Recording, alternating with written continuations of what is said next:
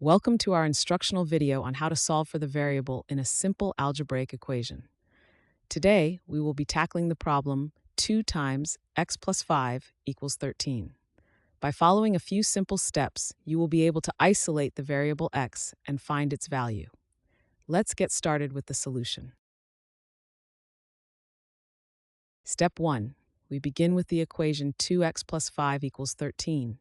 Our goal is to isolate the variable x to find its value. To do this, we need to eliminate the constant term, which is the 5, on the left side of the equation. We can subtract 5 from both sides of the equation. This subtraction will help us isolate the term with the variable x on the left side. So when we subtract 5 from the left side, we also subtract 5 from the right side to keep the equation balanced. 2x plus 5 minus 5 equals 13 minus 5. Now we simplify both sides.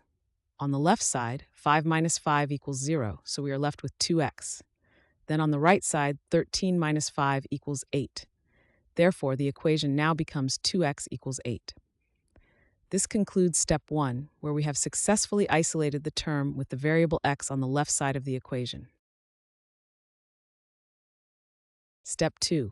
At this point, we have simplified the equation to 2x equals 8. Now our goal is to solve for the variable x. To do that, we need to isolate x by getting rid of the coefficient of 2 that is multiplying x. We can achieve this by dividing both sides of the equation by 2. So when we divide the left side by 2, we also divide the right side by 2 to keep the equation balanced. We divide 2x by 2, which leaves us with x.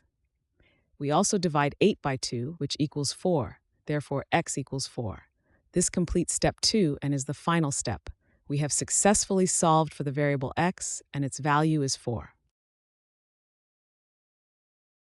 Thanks for watching. I hope this video has helped, and if it did, please drop me a like.